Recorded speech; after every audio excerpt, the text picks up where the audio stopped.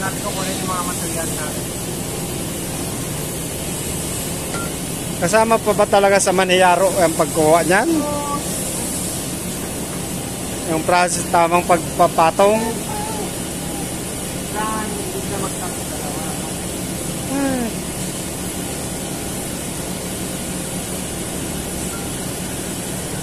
Napaka ano talaga sila na. Systematic.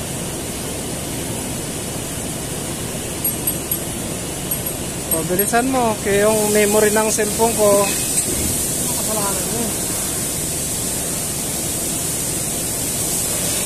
Hindi na ang cellphone. Anak cellphone ko.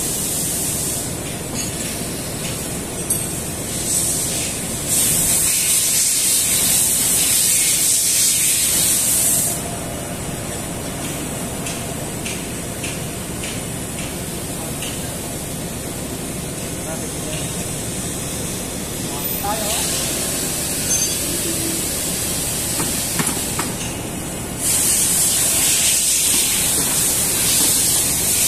Pakita mo dito yung first copy. Ha?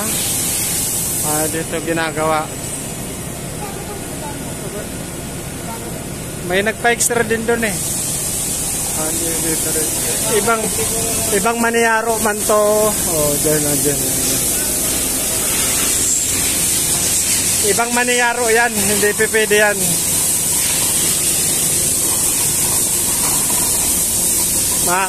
Mapaul ako doon, kaya hindi ako pwede, mapituan ako ng ano.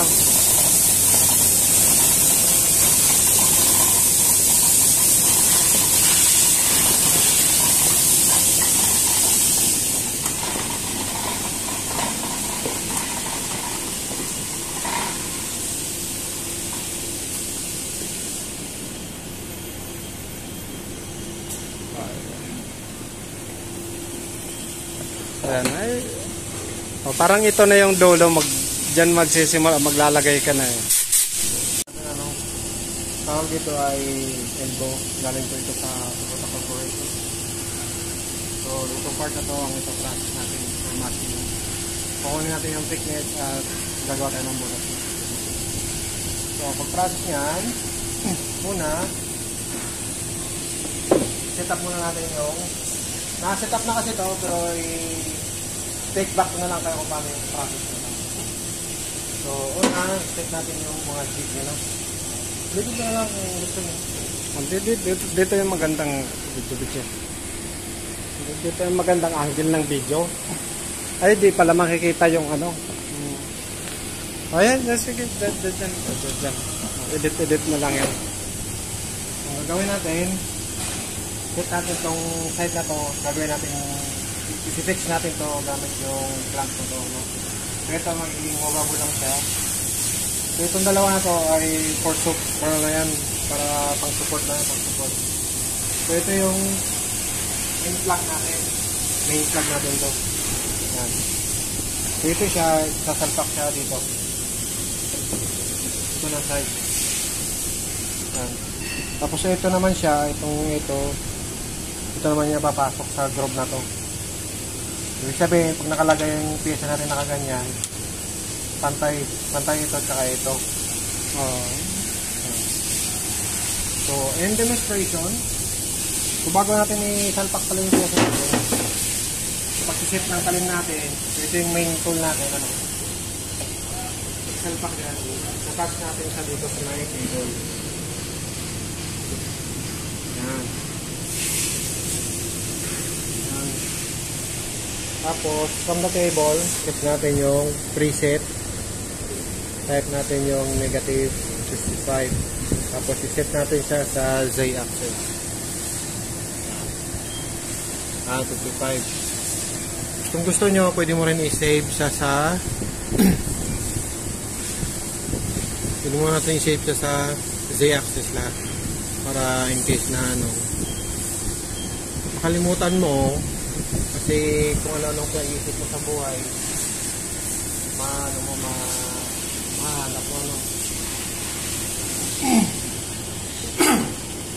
Okay na yan, nakakita tayo ng 55. So, ang 55 pala, Mula sa table, papunta sa center nito. Center ng jig natin ay 55 mm. Yan yung zero natin. Mula dyan sa sentro niyan. Pag-edit mo, lagyan mo na lang dyan. Mula dyan sa zero ng main plug natin. Ano? So, paglagay naman Diba, nito, mag-edit ka doon. Tapos ipopost mo, tapos lalagyan mo ng mga guhit-guhit. Ganon. Ganon na mag-i-edit. Parang futuristic ba design din? Bago tayo magsalpak ng pyesa natin, lagyan muna natin itong jack natin sa baba para mamaya pag nag-drill tayo hindi siya sinuko ano. Lagyan natin dyan. The jack. Gusto natin yung main plug. The plug. Oh, yan. Pasok dyan. Dapat nga, may mga diameter pen na nakalagay dyan. Oh, yan. So, diameter nito ay 51. Salpak natin dyan. Just slide natin papunta dyan. Slide natin. Ulit. Di ko nakuha ng maigi. Cut. Oh, yan. May plug natin. Papasok natin dito sa groove. Tapos slide down natin siya papunta dyan sa kabila. Yan. Kailangan po na may groove para matanggal natin siya pag ganun pataas at pag ganun. Kasi kung nakapix yan, hindi natin matatanggal. So, ang gagawin natin yan, tatanggalin natin lahat yan para matanggal to. Tanggal pala yan, ano? O, kaya nilagyan natin ng groove para may aatrasan siya ba. Tapos, kung nakikita nyo ito, ano, hindi siya pantay, oh. Ang gagawin natin, i-push back natin siya. Make sure na yung up saka yung down niya hindi gagalaw or naka-flat siya dun sa surface ng sink natin. Yan. Talog talaga yun ng konti. Tapos, pilitin yung jaw ng bike natin. Yung mga bubble jaw. Yan. Pilitan konti. One turn. Lahat natin yung jack natin. Yung jack natin, medyo ilagay natin dito sa may dito na part. Kasi dito na part, may butas yan para tamaan yung jack.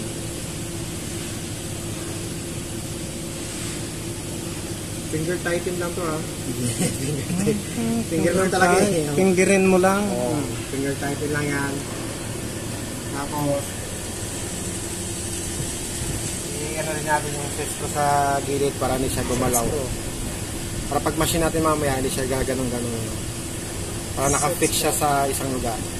Screw, higpitan lang natin yung screw. Screw. So, okay na. Tapos, higpitan ulit. Okay na.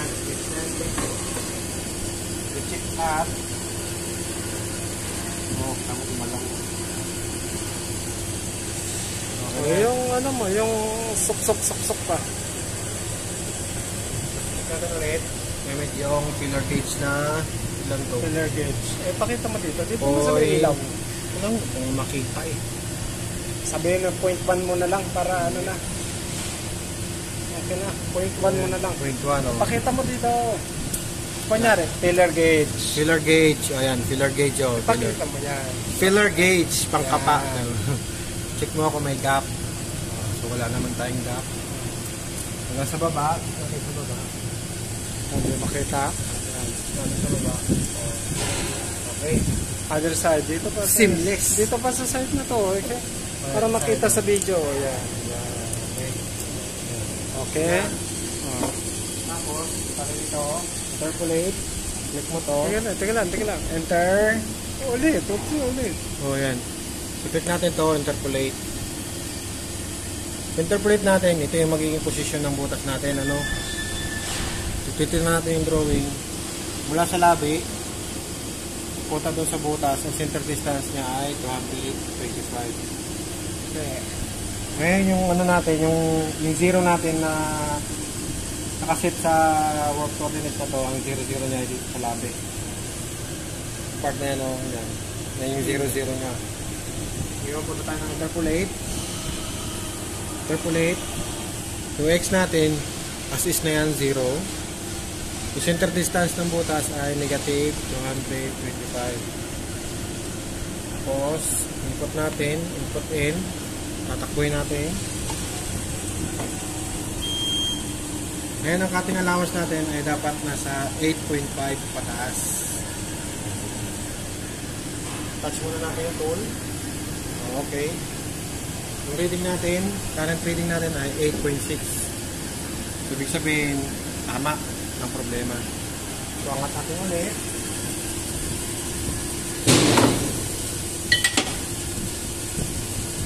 Ipak natin yung Cover.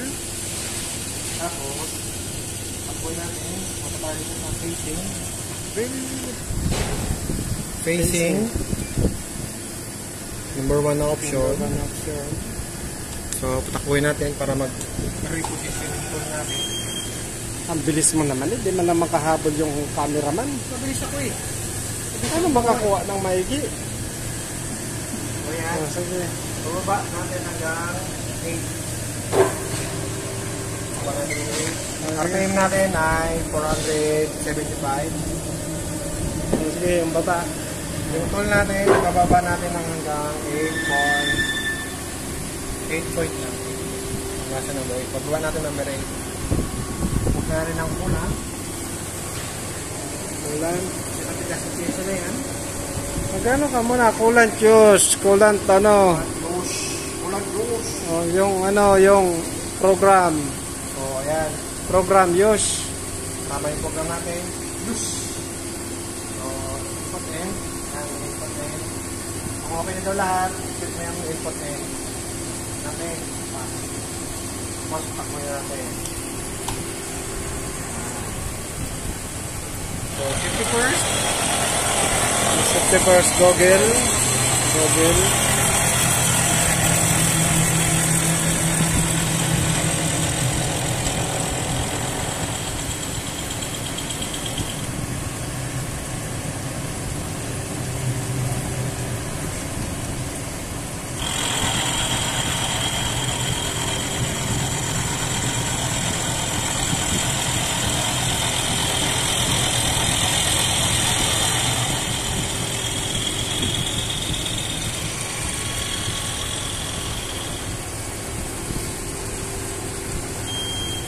Tapos ng first pass, bababa natin ulit ng 1 mm. So, set natin siya sa 7 mm. Ang increments nito ay 1 mm, 1 mm. Tapos, before mag 6.35, mag-stop tayo sa 6.5 para sa may finishing tayo na 0.15. Kumawin eh. Tapos na. So, 7 mm. Kaya na-lose natin yung 1 mm. Dapat ino-omit ko na yan eh.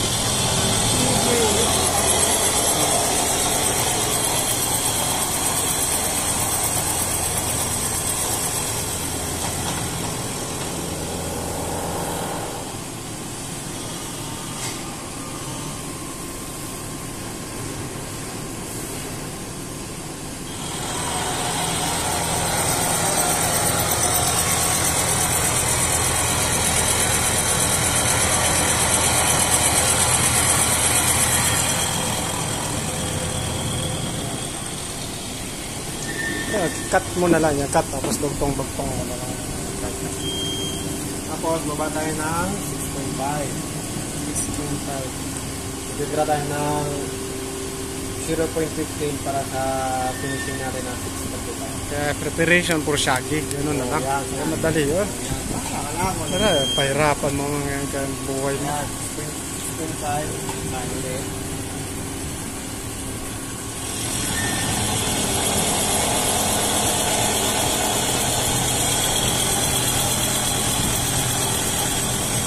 Tayo din nakapata si ito ya.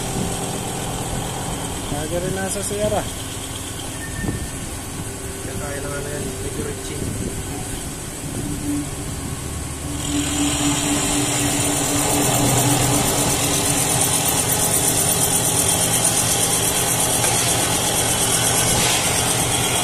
Importante na may Okay po, pang-focus po natin sa trabaho. pagtanggalan to ko yan. Sisi, baka naman sponsorship naman, oh. Ayan, yan. OCC. So, dito na tayo sa ating final finishing. Final shaggy. 35. Set natin ng 635. Medyo mahirap ka pa itong 35 na to. Yan. 6.35. Yan yung final finishing natin. So, kaya.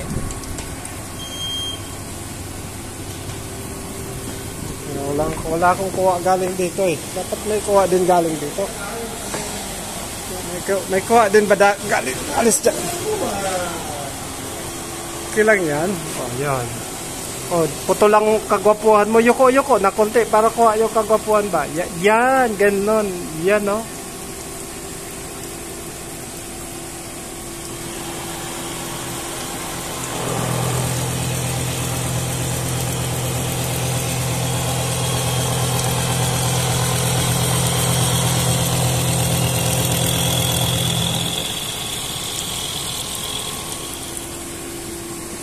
Hirap din talaga mag-pornographer eh.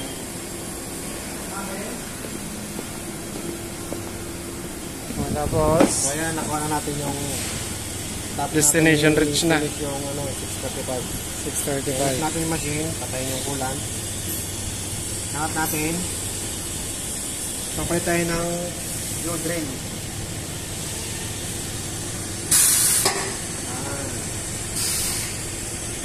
Patayin ng fuel drain.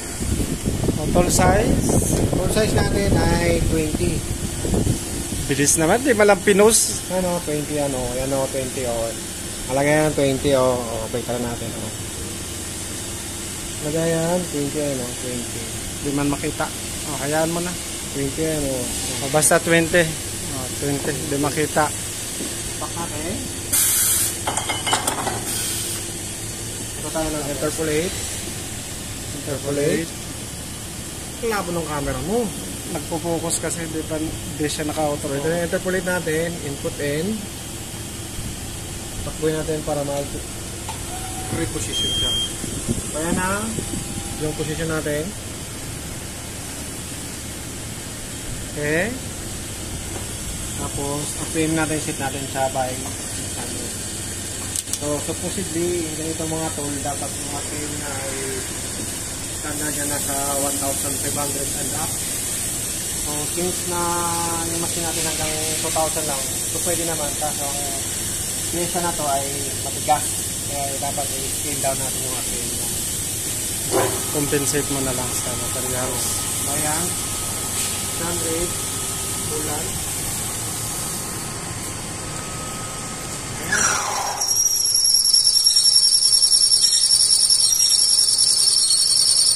So, yan yung pagtatagos na.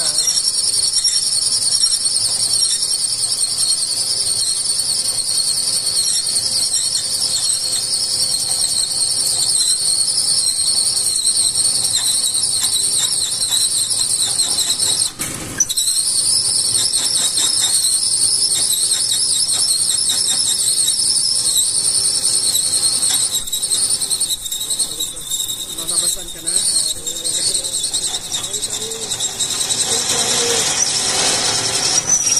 Yan na, yung part na sumisigaw ng Patayin yung ulan. Patayin tutigil yung spindle. Tanggalin natin. Nandito tayo ng 20. Gamit ka 20 na end mill. handle. Tapos babagsakan natin sa ulit. Kasi yung udil natin medyo maluma na. Bagsak. Eh, parang magmukhang ano din, professional. Tawag dyan, ribor. So, basta ganun, rigor. Rigor natin. Ribor. Rigor. Para So, magmukhang tingnan natin, professional. lagyan natin sa 375. RPM 375. Good still, hindi siya masyado mabilis, pero mabagal. Ang pagbagsak Lagyan sa natin ng sapalan. ulan.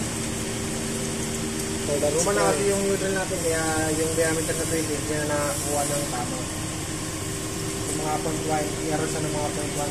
Mas malit siya ng 0.1.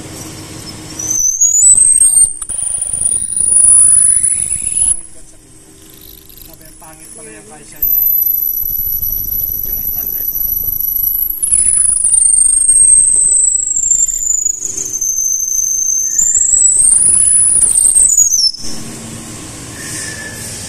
So, yan. Pagod lang. Patay ng ulan. Galing.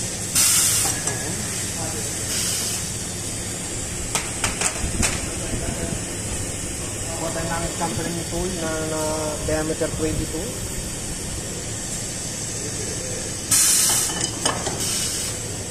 Ano pa? Tingnan natin dito ay makapag-chamfer tayo ng mga C1. So, dito. Okay na yan, ano? Langin. Inisa mo na sa second operator.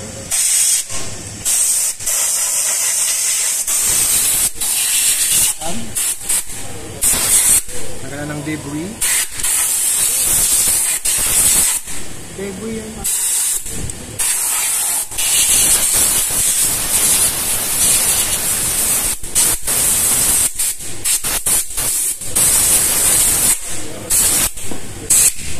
Atras natin para makapagdilaw kayo ng maayos.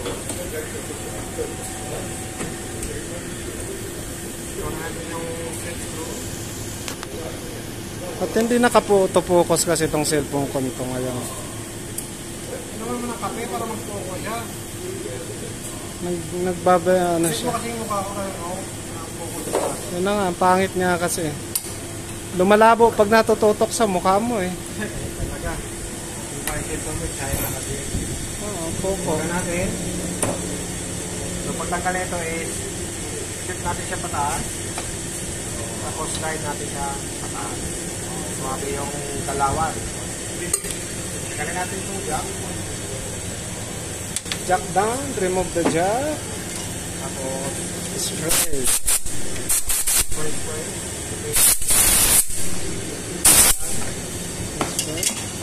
Salpak natin itong isang ano natin, isang platform.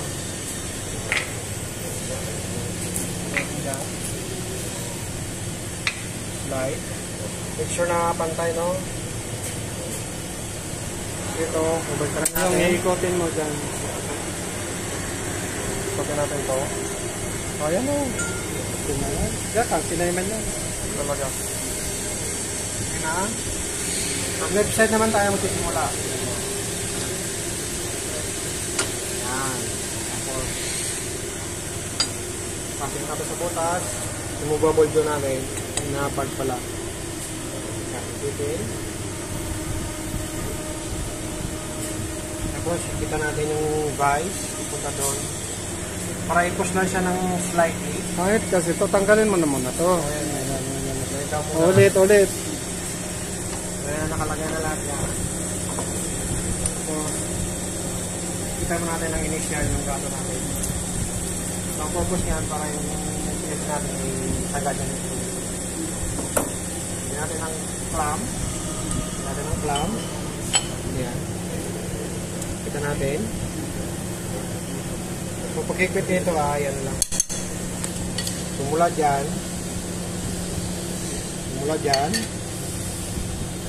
Mga 45 degrees na siya, no?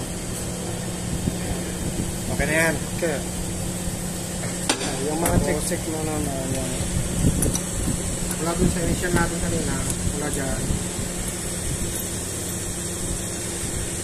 So, turns lang, ano? Okay. Kung sobra natin yung higpit, kung hindi yan, itong part na to, itutulak niya pataas. Kaya kakalog yung gato natin. Siya magkakaroon ng magandang contact. Nakumpara natin yung konti for panigurado.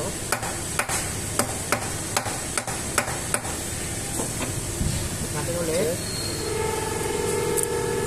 May papasok sa ulit. Okay naman.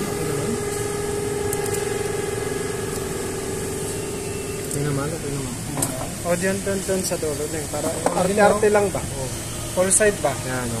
Okay na sa dulo. Walang gap. Sa baba. Wala rin gap. O dyan din sa ano. Kasi para nasa makita lang ba? Siyempre sa manual kasi Hindi naman dapat. kailangan yun din eh. Kaya nga, arte lang ba? Arte Arte lang lang ba?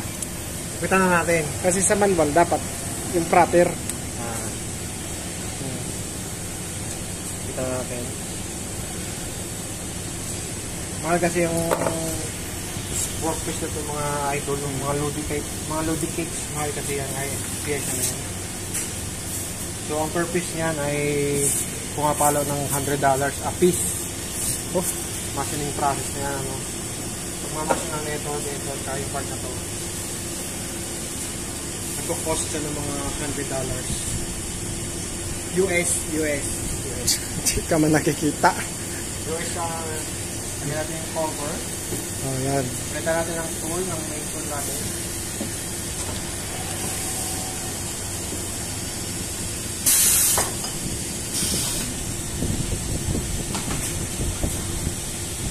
Total diameter. Total diameter natin ay 63. Pero yung inside diameter niya ay 41. Tapos, kakodo angle. Yung degree naman nito ay 15 degrees. Pakita mo naman. Within 15 degrees. 15 degrees yung ano ng tool natin. Mula dito sa mukha, 15 degrees. Ito, para makita. Ah! Gagawa ka ng manual tapos ayaw mong pakita ng maayos eh. Degree. Kailangan kasi. Check natin ulit. Punta tayo sa Calculate. position natin na negative 225. Touch ang tool. Tingnan natin kung nasa 8.5 pa siya. So, ayan. So, may cutting allowance pa tayo hanggang 6.35. So, okay pa yan. Okay pa yan. Check natin. Program ulit. Takbo. Reposition. Kapin natin. Check natin sa 4.75. Ang galing. So, ng kulang. Baba namin yun sa 8 mm. Ayan. Mati 8. So, kaya na natin. Okay, next friend. 1 mm hanggang 6.5.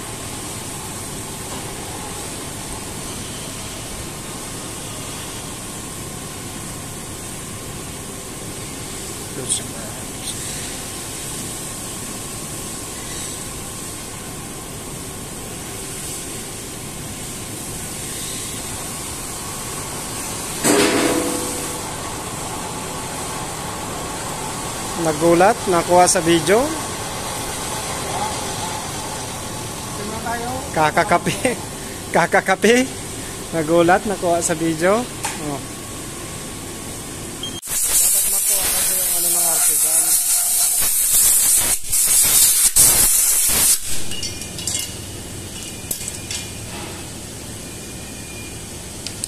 Tingnan natin itong chamfering pneumatic tool. Okay. Natin ang chamfer ang bola.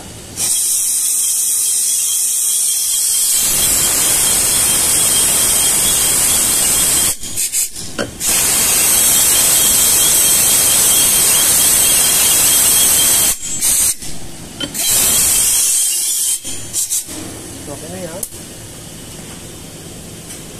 Switch. Gamitin natin ang buga-buga. Oh. Okay. With an artisan skills. Grinder. Grinder. Ang grip natin ay 1,000. 80. 80 ba? Hindi ba 120? Alam ko 120 yan. Ito yan. Oh, Matigas siya. ko eh. Matigas. Oh, siya.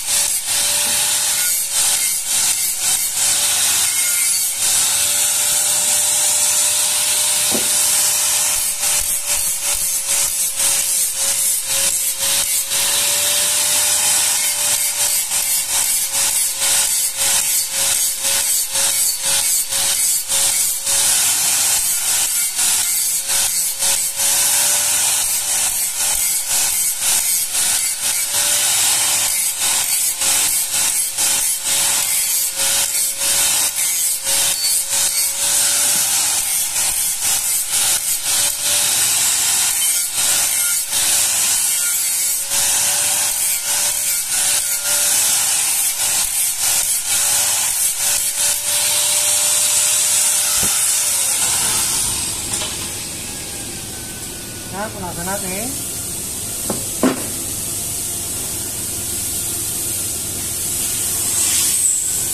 Tapos, fixat natin yung charge number niya.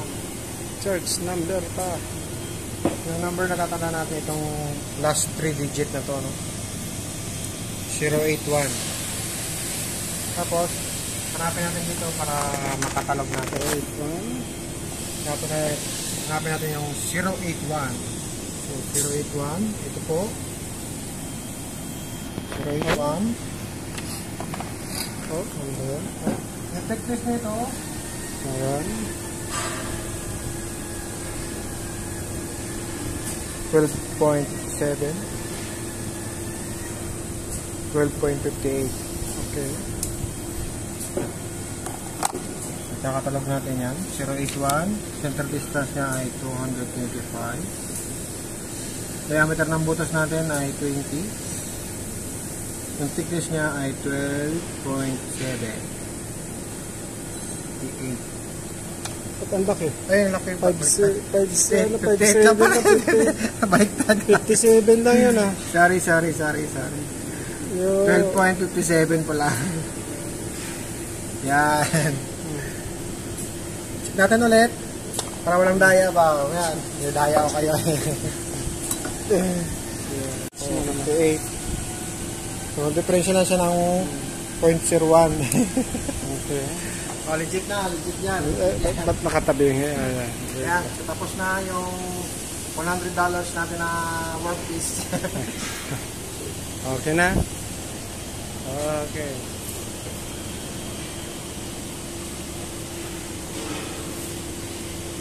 So, naman ako din. Pagawa na tayo.